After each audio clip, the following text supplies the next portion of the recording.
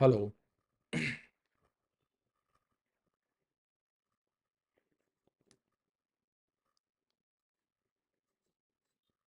Hello.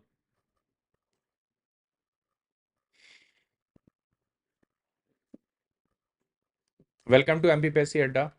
Hello, everyone. Am I audible? Am I audible? Voice clear है? Screen clear दिख रही है? किसी को कोई ब्लैक स्क्रीन तो नहीं दिख रही?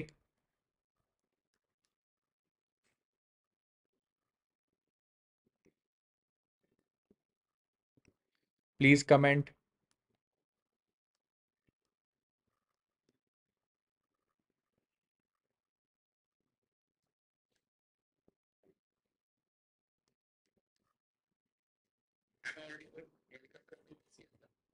Okay, चलिए. So I've received the comments that we are live. So today's session, we have come up with the new questions and new learnings for the mains answer writing session, mains answer writing. And we have already launched our daily answer writing batches, mains classes, foundation classes. New batch is going to start on 23rd. So all the serious aspirants, I will suggest them to start preparation beforehand and not wait for any kind of result or any particular exam ki after answer key will come, after the result will come, then I will start, because MPPSC is like delaying the results or something. So everything will match in the calendar year, in the next calendar year. So be prepared. At the end of the day, on the day of exam, you must perform your best and get selected. And for that, it requires at least 12 months of preparation before the prelims examination. At least, not tell 12. So minimum 10 months is required. Okay. So if you have general understanding about the syllabus and you are new to the MPPSC exam, or even if you have attempted multiple prelims but still not able to clear it, so consider yourself as a beginner only. Don't think that you know so many things and you don't need guidance, because this exam is a marathon race. It's a marathon exam, and you must be prepared beforehand. Before prelims examination, you must be ready with the high level performance preparation of mains examination, right? So that is the strategy to clear UPSC also. We guide students for UPSC also, and that is the same strategies for MPPSC also, right? So approach is same. Don't think that in the last moment I will gather some content from the market, I will just subscribe to the test series, I will attempt them and clear the mains or clear the exam. It is not going to happen in this way. It may happen that you may clear prelims just after reading 15-20 days, because most of the UPSC aspirants also thinks like that. In the last 15 days I will uh, read about the MP and then clear the prelims examination. Okay, so this is not a good approach, I would say. Even though you could have clear prelims, but mains will be a tough nut to crack for all of you, right? So be thorough with the syllabus, be thorough with the answer writing practice, be thorough with the demand of the 2 marker, 7 marker and 10 marker, and how to perform best in the given situations. Okay, so let's go ahead. So first question of the day is pluralism. I'm just briefing you what's the agenda for today. Second question is Mudra Rakshasa. And third is the Battle of Hydaspes. Next is the Darius III. Next is the neuron. Next question is the consequences of stress on employees. Again, we are targeting the new syllabus. So consequences of stress on employees. So we have already discussed one question yesterday also regarding the stress. So consequences we are going to deal today. Yesterday, we have dealt the different techniques used by the organization to deal with the stress. Next is this map shows how the Alexander approached to win over the complete world Or for the world victory, he started the campaign from the Macedonia. Name of the place is Pella, and then he reached Arbela, and then he reached the Indus, and then encountered with Ambhi as well as the Porus. The question is from this zone. Then the Mudra Rakshasa of Vishakdatta. I've already told you the answer. Vishakdatta wrote the Mudra Rakshasa. This is the image of Mudra Rakshasa, and this is the figure of the neuron. We will discuss it. Also, there are some questions I would like to share with you to write, how to write them, and how the students have approached what we can do extra to score good marks. The particular candidate has written a good answer, satisfactory answer, but there is a scope of improvement for that also. So let's see one question regarding that. A very simple question: how can we conserve natural resources? So these kind of questions, when comes in any examination, whether it's UPSC, MPPSC, sometimes the question comes directly, but the scope of writing is very broad in these kind of questions, right? And everybody knows 4 to 5 important points. Now in these questions, the key aspect which becomes a deciding factor to score marks is the presentation and organization of the facts. As you can see what the student has written down here, the natural resources like water, soil, air, minerals, etc. are the things that we get from nature, but they are still our impact. They still we impact in it due to our needs and greed. So there is a some sentence formation issue with the student, right? So this should not be there. This should not be, at least in the introduction point, this should not be there, so that the examiner feels like the student is not thorough with the English language. Next, we can conserve natural resources. Yes, how? So you should write we can conserve natural resources through. Through word is missing there. You can write it here also. Through, यहाँ पे आपको एक word लिखना था through, right? First point, controlling the grazing part, right? By controlling the grazing activity, right? The complete the controlling the grazing activity, then control in industrialization, then management of environmental pollution, effective management of industrial waste. See, I'm just showing you that the particular student has written multiple dimensions, right? But it is a very generic answer: effective management of industrial waste, controlling illegal mining, harvesting tree or conserve forest. Next, net, e.g. distributing the net, example disturbing the resources. So this is again not clear what you are trying to write, right? So this is again a negative for you while you are writing. This is not at all clear. Next, sustainable agriculture with S and T is again not clear. I'm not here to point out or discourage anyone. I am just telling you, see, if I am not able to read, if you are not able to read on your mobiles or laptop screens, wherever you are watching right now, then how will the examiner will read or will take pain to read these kind of handwriting or these kind of statements? They are not going to put any extra effort. I must tell you this. Now, the control the pollution like air, water, soil, noise, radiation, etc. Right? So this S is not at all clear. So I would suggest to draw or write it very clearly. Then reduce the use of CFCs. So you can write chlorofluorocarbons, but it's okay. CFCs are small s after that. So we must, this word, I don't know what they have written, also make efficient policy, right? Policy to control such problem of natural resources. See, in these kind of questions, see this question, we have the student has covered multiple dimensions. That's why he has been awarded 4 marks in this. But the key or important point is, first you need to underline your key points, right? First you need to underline your key points, and you need to draw a flow chart like this: conserving the natural resources. So you need to tell the examiner that I'm going to cover the multiple dimensions.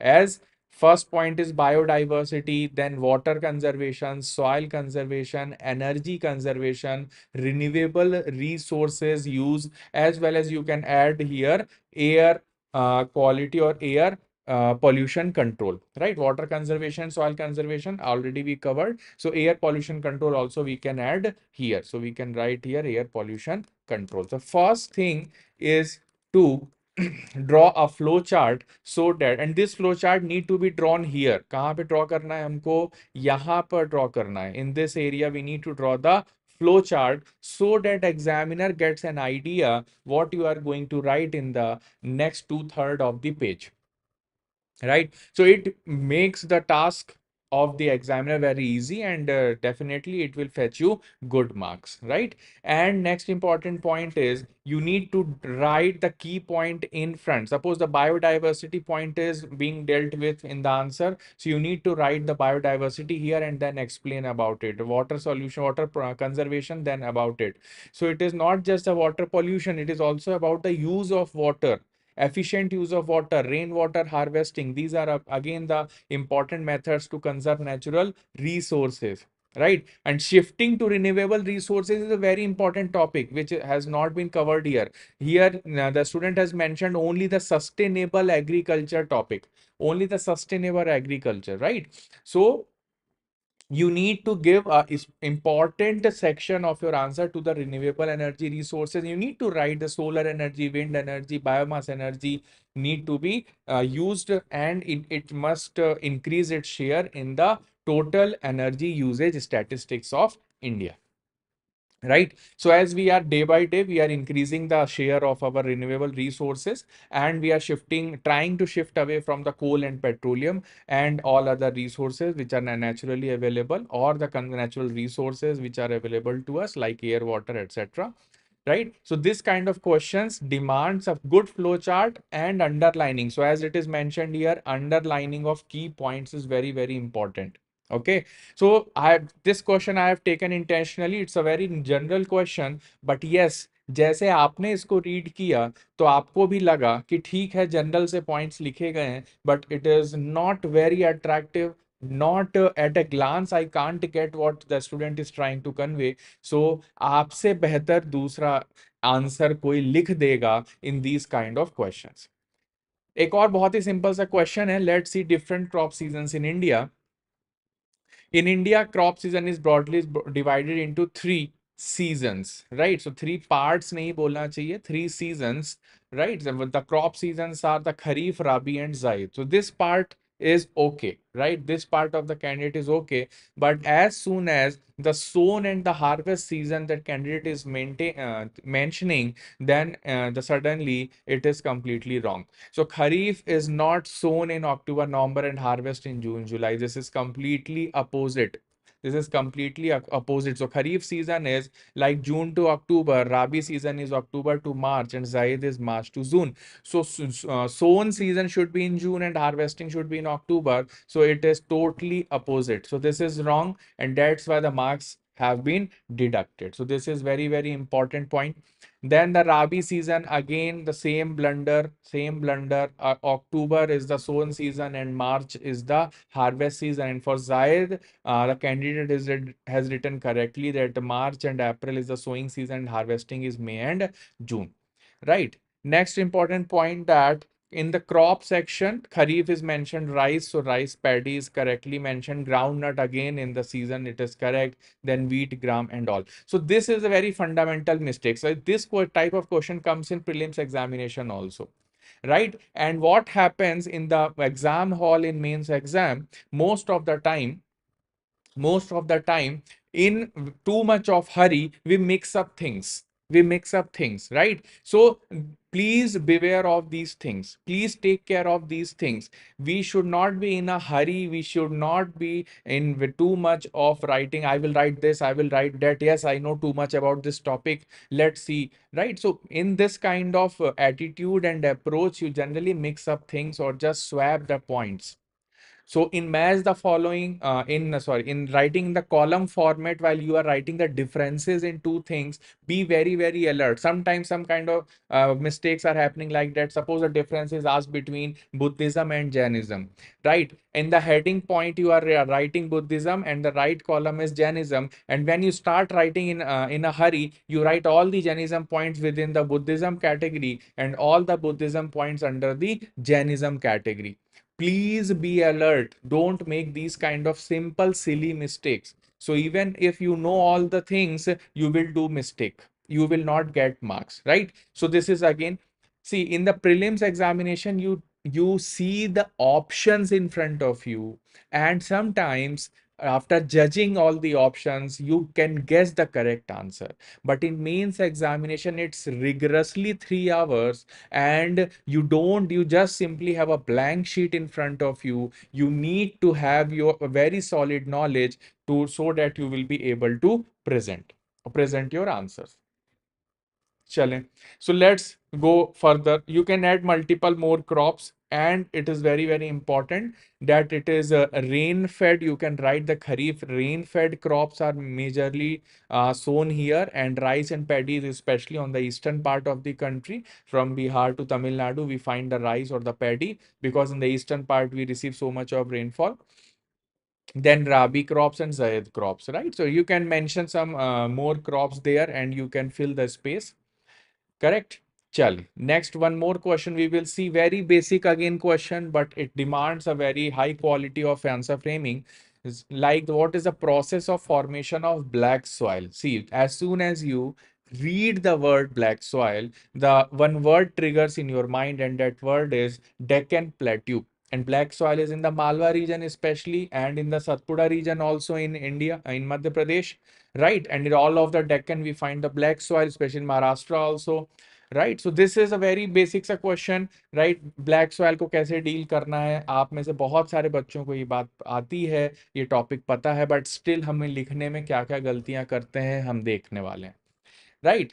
देखिए पहला point क्या लिखा है student ने कि black soil फ्रॉम्ड लिख दिया, form की जगह। देखिए this is the spelling error, जैसा कि हम देख रहे हैं, this is the spelling error, ऐसी गलती नहीं करनी है।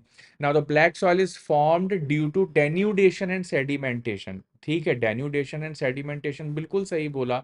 सेडिमेंटेशन या deposition of which kind of rocks? igneous rock. First, so this student has written wrong spelling of igneous, that's why I cut it as wrong. See, the point is correct. Igneous spelling is wrong. First point. Second point, igneous rocks can be formed beneath the surface as well as above the surface. It is not always necessary that igneous rocks are found on the surface, because you know that they are plutonic or volcanic intrusive landforms if you have learned in the geography. So igneous rocks can be on the surface or below the surface. So be very specific that basaltic lava igneous rocks, as the comment is mentioning here, from basaltic lava igneous rocks of the volcanic origin. So whenever the magma comes up, it comes on the surface, the magma is called as lava. Magma is called as lava, and that lava when solidify makes the Deccan Plateau, and that Deccan Plateau when denuded and erosion happens, and then the deposition and sedimentation occurs, the fine particles become the black soil, right?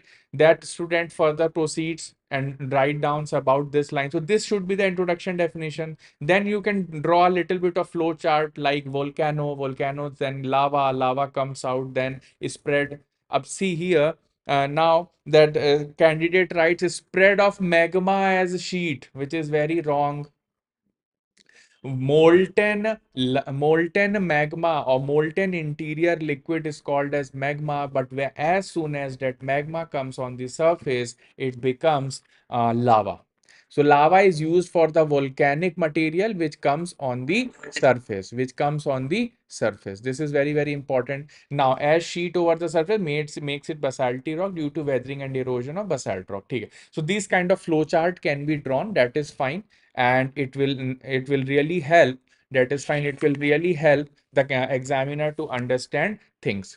Next important point, what the candidate can do here, only the candidate can draw the map of India just like this, simply just like this. I have drawn this map of India and simply show the black soil region. So this is the black soil region which is mentioned, the Deccan Plateau region, right? So this is very, very important. So as soon as you draw the flow chart, you can also draw the map and show the spread of the Deccan Plateau. You can also show the spread of the Deccan Plateau, right? What's next to do? Next, it is famous for the production of cotton. Cotton is good, very right. Also called as a regur. So whenever you write regur, try to write R as the capital. And also the self-plowing soil. Self-plowing soil. Why? Because it develops cracks. So student try to write that it is found in the southern region of India. It is not just southern region. It should be written as the peninsular region south of the peninsular regions south of the central highlands, because in Malwa plateau also we find the black soil, right? So this is very important. So Malwa region comprises of, you know what, Malwa region comprises of the Vindhyans as well as the southern part also called as the Satpura, and below that it is the Nimard region in Madhya Pradesh. So you can write the south of the central highlands in the peninsular plateau we find the black soil.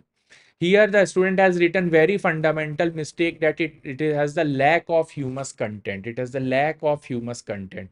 No, it is not lack. It is rich in humus content, right? So please revise the content very frequently. And even if it is the history subject or it is the geography subject, you are prone to do mistakes.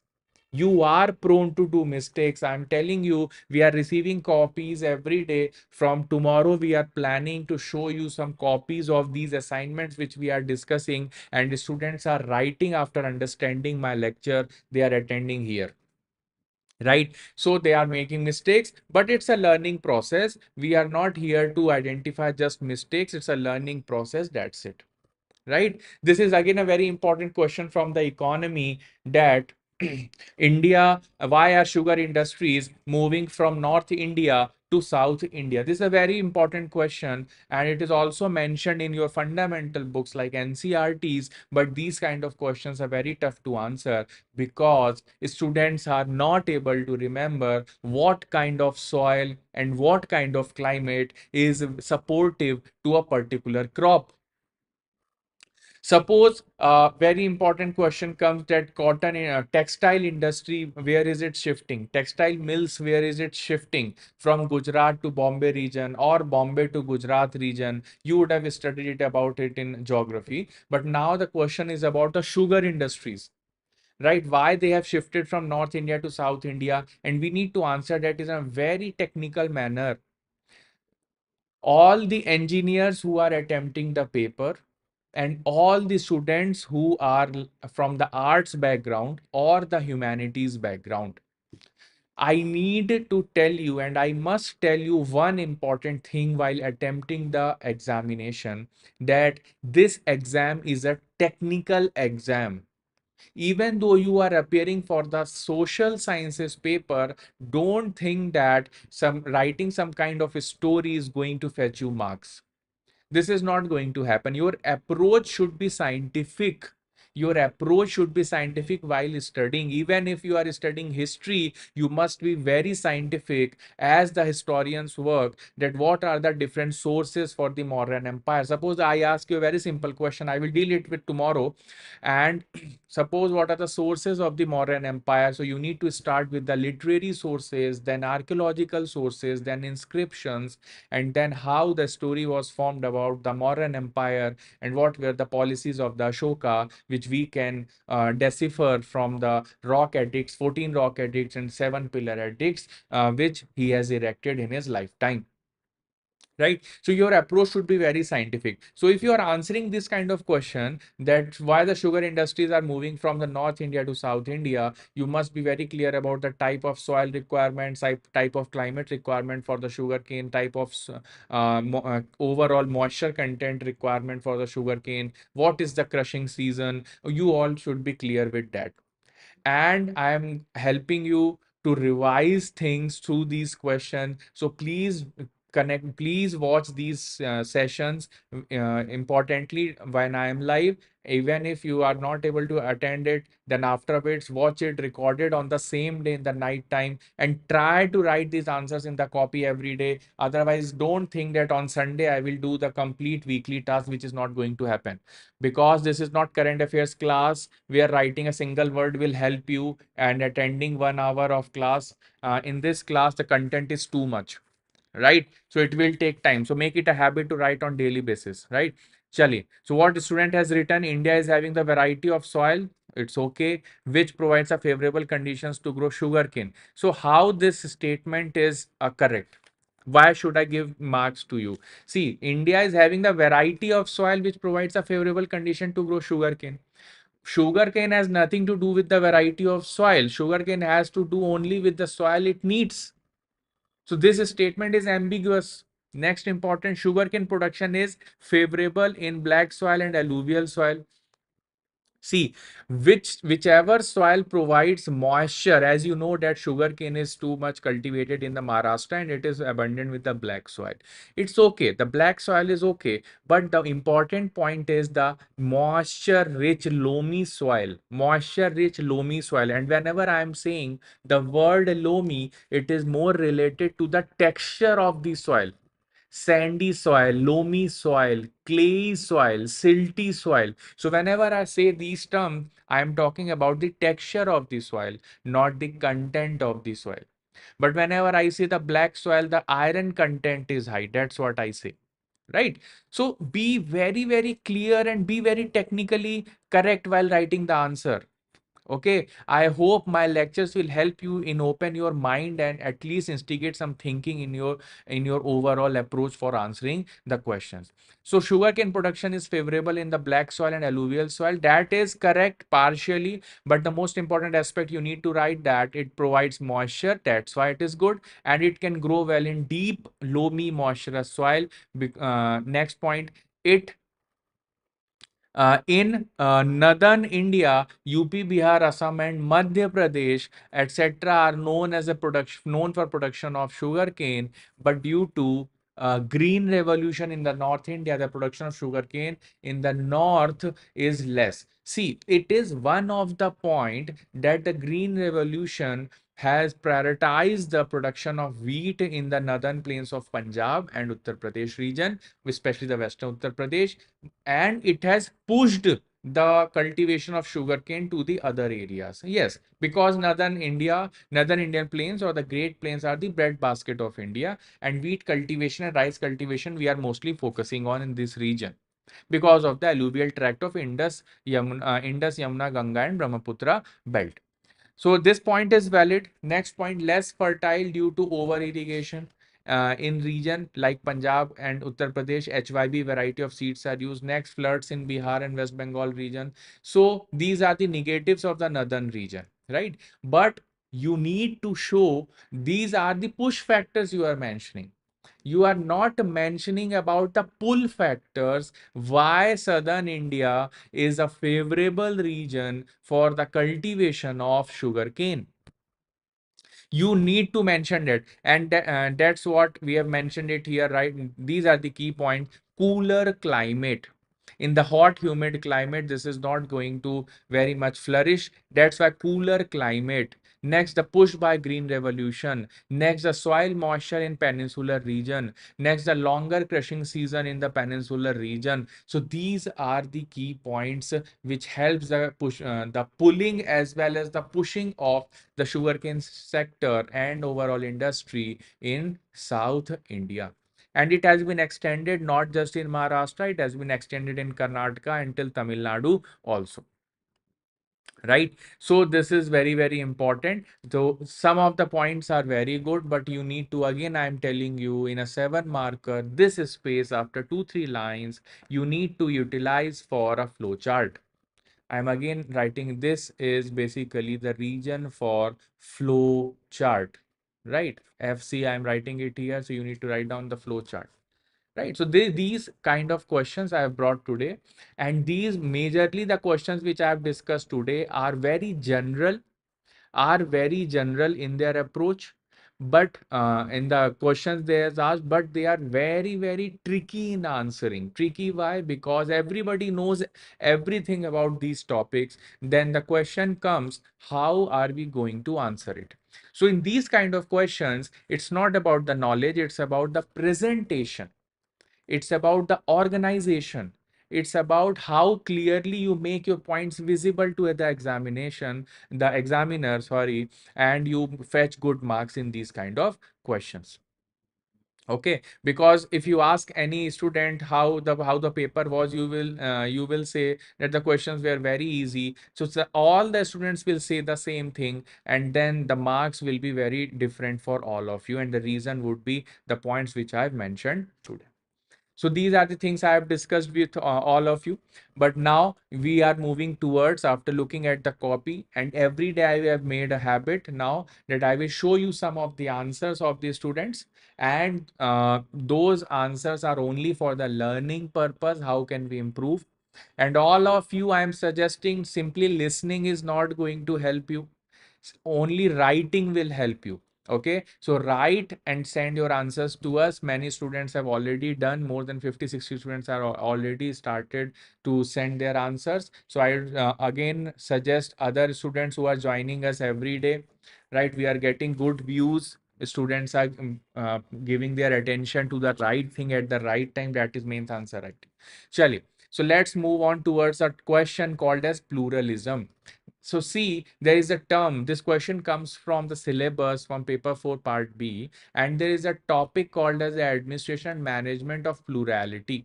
And what are the challenges and opportunities for in that, right? So that question comes from this section, and pluralism is the word. So let's see how can we answer that. So pluralism means that people of different beliefs, background. So basically it's all about the diversity we have in our society, and backgrounds and lifestyles can coexist in the same society and participate equally in the political process, right? So pluralism, you need to define it very carefully. That means the people of different beliefs, backgrounds, lifestyles, or cultures, you can say, or following different traditions, you can say, can coexist in the same society and participate equally in the political process, right? So plurality is a term mostly used in the parlance of polity and public administration, right? It is not used as a social concept, right? As a social concept, diversity is the word, right? So it is very important point. I am helping you to clarify these two words, diversity and pluralism. So diversity is a characteristic feature of Indian society. We all know that. In fact, in the class 6th NCERT, the first chapter is unity in diversity. But the important point is, how will you differentiate between? So this is a question for all of you. Differentiate between diversity and pluralism. How will you write the answer in of all of this question as a 7 marker? Take it as an assignment from my side today and try to write this answer and send it to us. On which number? You all know that every day I type it 9953733830 at MPPSCADDA number, right? So differentiate between diversity and pluralism. See, diversity is having different beliefs, background, lifestyle, cultures, and traditions in the society. But from the political and public administration perspective, when this diverse people or diverse background people or people practicing the different lifestyles coexist and participate equally in the political process, then that diversity converts into pluralism. So this is what I expect from all of you to write in this answer. So let's move on to the next question. That is Mudra Rakshasa. Mudra Rakshasa. This is a very famous question. We all know that it is a Sanskrit drama. जिसे नहीं पता हो वो आज से पढ़ाई शुरू कर दे, बिकॉज एग्जाम आ जाएगा और फिर उसके बाद हम तैयारी नहीं कर पाते हैं, लास्ट मोमेंट पे फैक्ट्स रटते रह जाते हैं, मेमोराइज करते हैं, सर याद नहीं होता, पढ़ता हूँ तो समझ में आता है, फिर सर एग्जाम देता हूँ तो मेरे से नंबर नहीं आते. तो ऐसी प्रॉब्लम होती इसलिए हैं क्योंकि हम सही समय पे सही काम नहीं करते. So, Mudra Rakshasa. So, it's a Sanskrit drama. How will we write that in the 4 lines? Sanskrit drama, we need to include next Vishak Datta. We need to include by Vishak Datta. And what does it narrates? It narrates the ascent of the king Chandragupta Maurya. This is very important point to understand, that Chandragupta Maurya's ascent to the to the throne of the Magadhan Empire is what narrated and discussed in the Sanskrit drama Mudra Rakshasa. And you will be amazed to know that this Mudra Rakshasa Sanskrit drama was written in 5th to 6th century CE. 5th to 6th century CE. This is very, very important point. So it was written very later in the after 3 to 400 or 500 years after the Magadhan Empire or the Mauryan Empire ended or declined, and Vishakdatta writes about the Sanskrit drama. Right? So this is very important point to understand. Next important fact. So Mudra Rakshasa, what does it mean? Mudra means ring. Right so आप में से अगर कोई हनुमान चालीसा पढ़ता है, प्रभु मुद्रिका मेली मुख माही, राइट सो प्रभु की मुद्रिका मेली मुख माही, जल्दी लांगी गए अचरज नाही, हनुमान चालीसा आप में से जो पढ़ते होंगे तो उनको पता होगा कि मुद्रिका मतलब होता है रिंग। मुद्रिका मतलब होता है रिंग। सो राक्षसा, सो राक्षसा मीन्स डेमन, डीमन यानी राक्षस की मुद्रा। अब ये मुद्रा राक्षस में राक्षस है कौन, तो मैं आपको बता दूं कि चाणक्य जी ने एक राक्षसा नाम का मिनिस्टर था जिसको स्पाइस के थ्रू अट्रैक्ट और एंटाइज किया अपने पाले में कि तुम मेरे साइड आ जाओ, और नंद की मिनिस्ट्रीज में से एक वो राक्षस को अपने साइड किया और नंदास को ओवरथ्रो किया। Right, so it is talking about the ring of a minister named Rakshasa. This is a fact, ये आपने नहीं पढ़ा होगा 101%. I am telling you what exactly the meaning of Mudra Rakshasa, nobody knows. Right, so it's a ring of a minister named Rakshasa. And where was this minister appointed? In Nanda's court. So you all know that to bring down the empire, you need to basically send spies to the people who are in the court of that king, and you need to make them on your side so that you can win the battle with them. So this is the history of human history, basically all the battles. If and even if I ask you the first battle of Panipat, right? First battle of Panipat. What happened in first battle of Panipat? Suppose if I ask you this question is a 7 marker, what you will write? Who fought? First point, who fought and why was this battle happen? ये हुआ क्यों?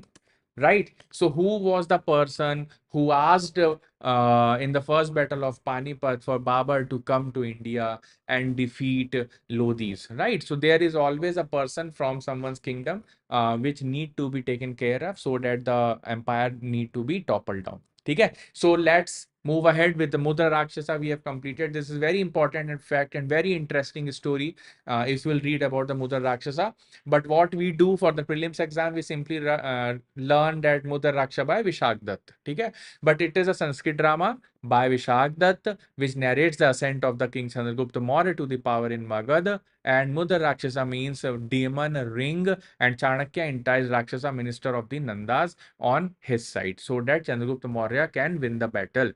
Chali. Next important point, Battle of Hydaspes. We all know that Battle of Hydaspes, also called as which battle? Also called as which battle? Called as the Battle of Vitasta. Battle of Vitasta. And how does this name comes from Battle of Vitasta? So Vitasta word comes from Vistar.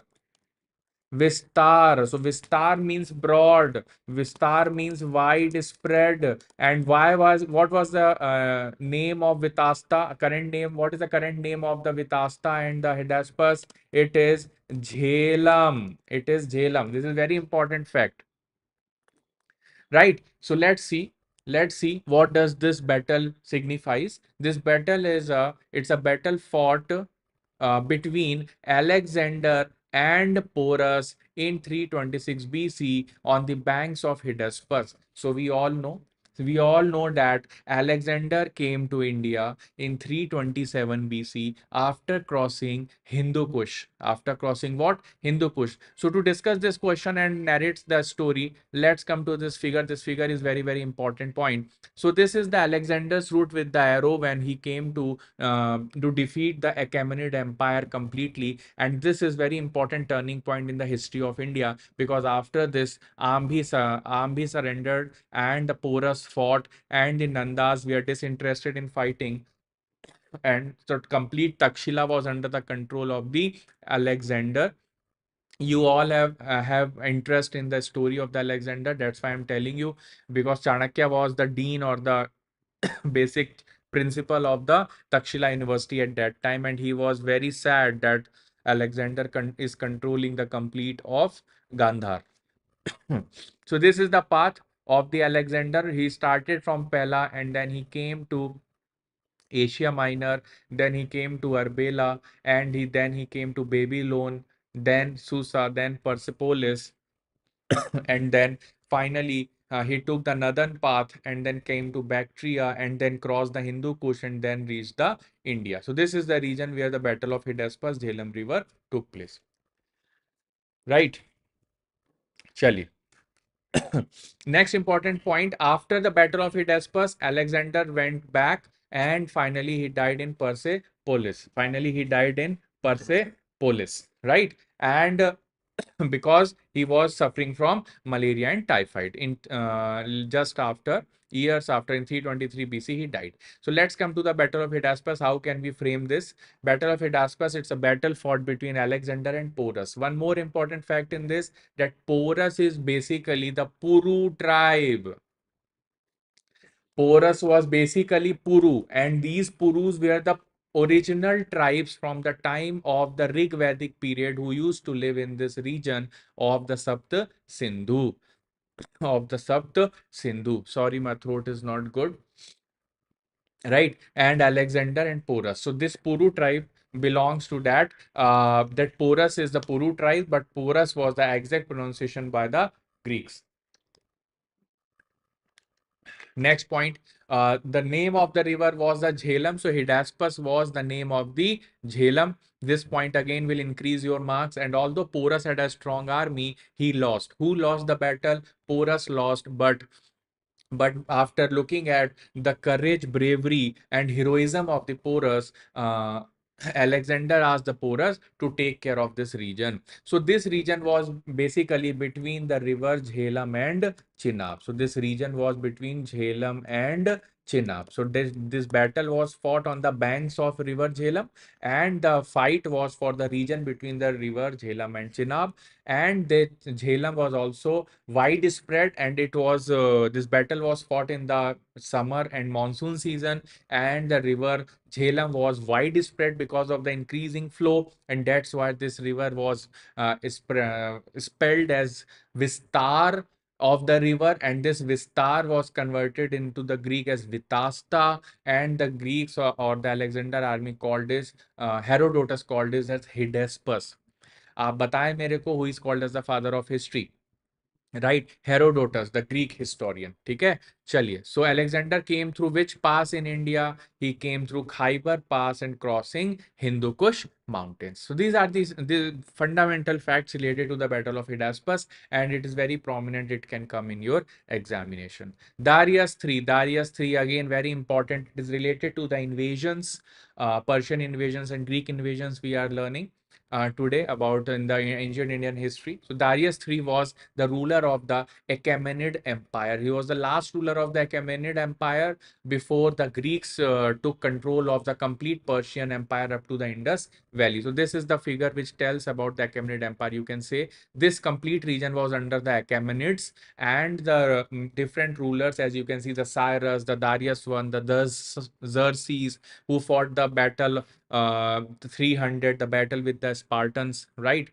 So these Achaemenids were defeated by the Alexander in his campaign, right? So Darius III was the last ruler. who fought the Battle of Arbela. This is the Arbela, and I can show you where the Arbela is. That's why I brought the map today. So this is the Arbela. This is Arbela I'm talking about.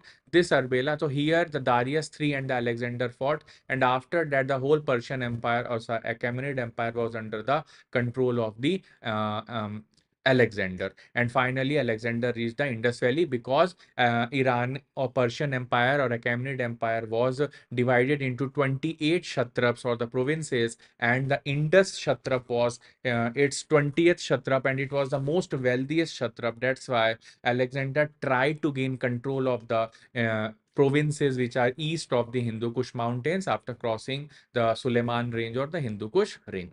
So, Battle of Arbela to defend the Persian Empire, and Darius also employed. So, when Darius was the king, Darius III, so he employed the Indian soldiers to fight the Greeks in the Battle of Arbela. So many Indian soldiers have died.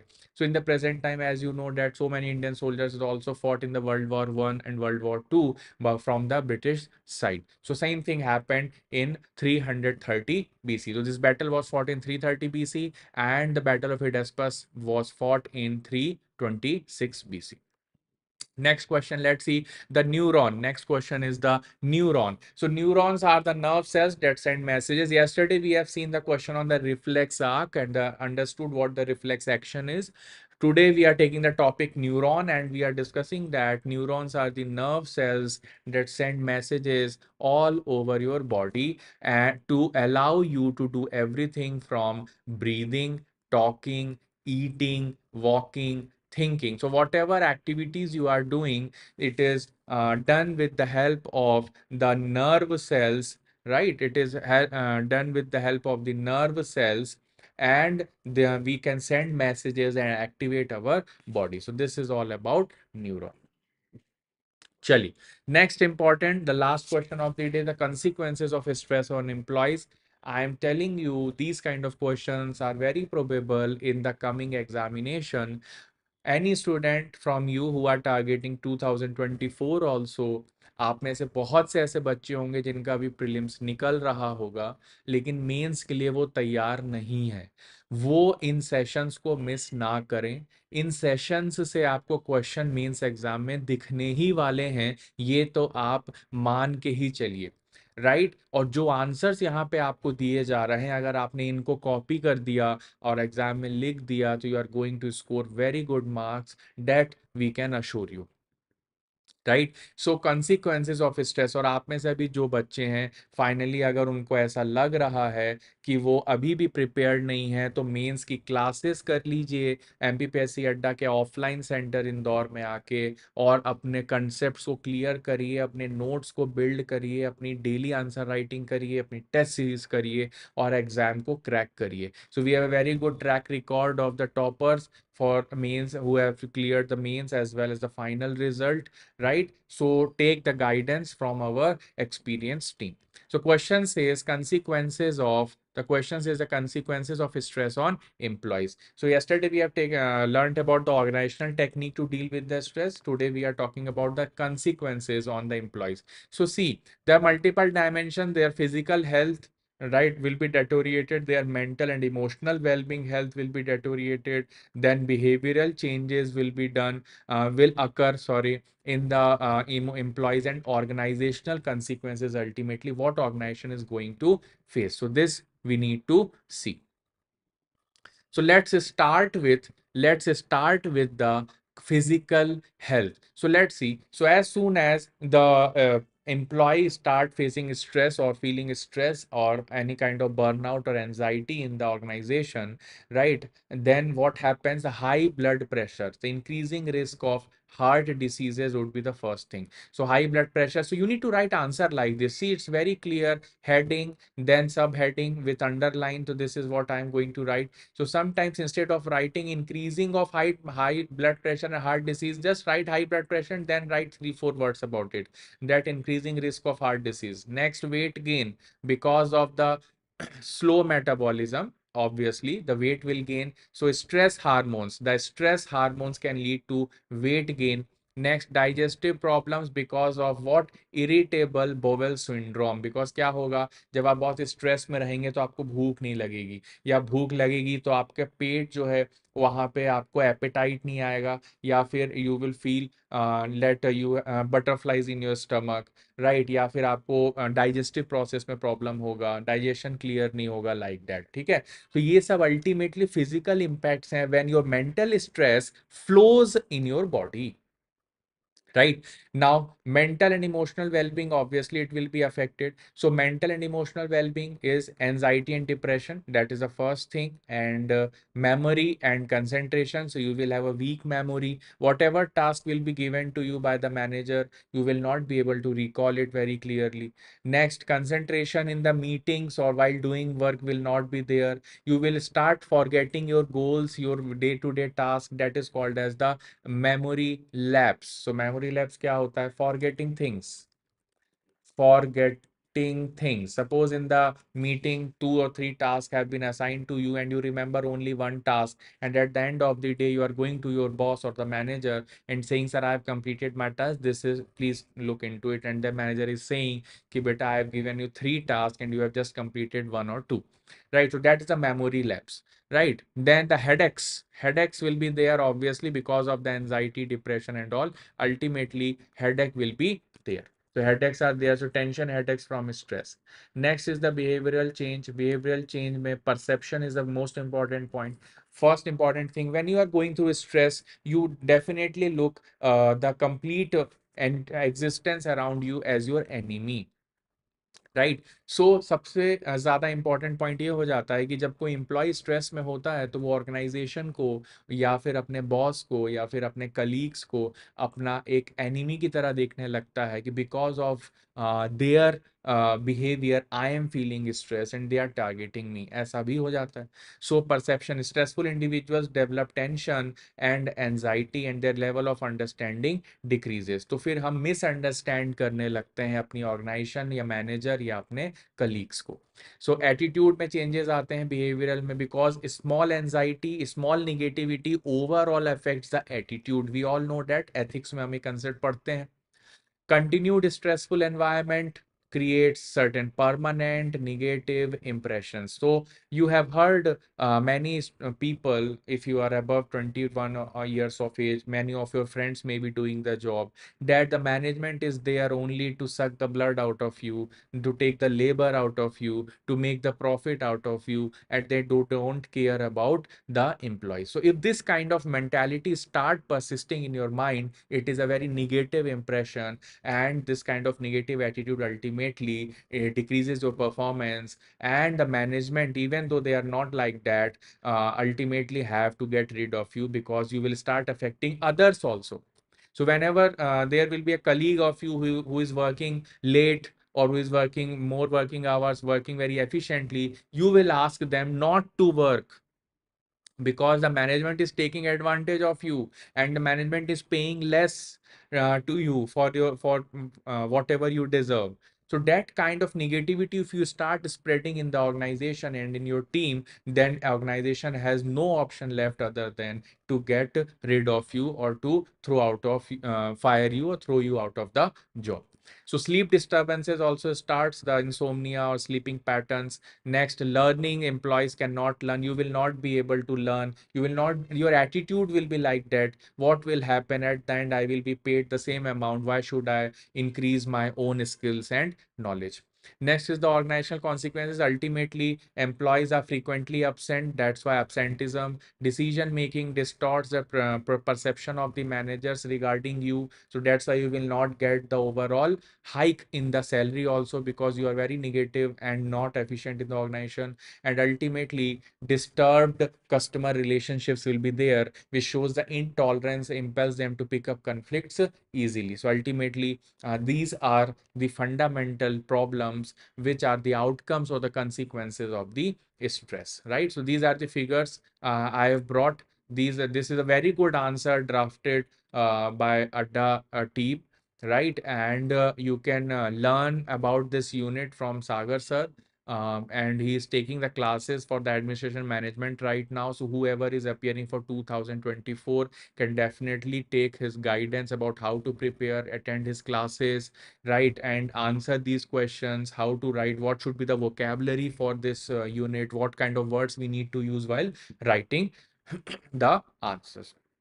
Right. So I am concluding the session for today, and I hope this was a learning session. So again, revising the questions: pluralism, target for tomorrow, differentiate between diversity and pluralism, Mudra Rakshasa, better of Hydaspes, Darius III, neuron, consequences of stress on employees, then the figures of Mudra Rakshasa, Vishak Datta, and neuron. Then the question we discussed: how can we conserve natural resources of India? Next question: different crop seasons of India. We also discussed. Next, what is the process of formation of black soil? We have also discussed. And a very important question: why are the sugar industries moving from North India to South India? So many questions we have discussed. Hope this session was enriching to all of you. So thank you much for joining. Thank you for huge number of views. Even more than 100 students are watching. It's really, we are really happy that the students are taking us seriously. And I've told you seriously, just start preparation for the exam. You will definitely clear it in one attempt. It is not necessary that you require 4 to 5 attempts to clear the MPPSC or UPSC exam. You just need to have a correct guidance, and don't get indulged in self-study, because self-study will take you far away from the exam, not clear nearer to the exam. So self-study is good only after taking guidance, not before the guidance. So I will suggest each of you to take guidance from Adda team. Come to our office at Bhavar Kua. Offline store is there. We are also providing online classes, online answer writing, daily answer writing initiative is also there to, if you want to write from your home. So thank you very much for the today's session. I hope it's an enriching session for all of you. So I hope and I wish good luck to everyone.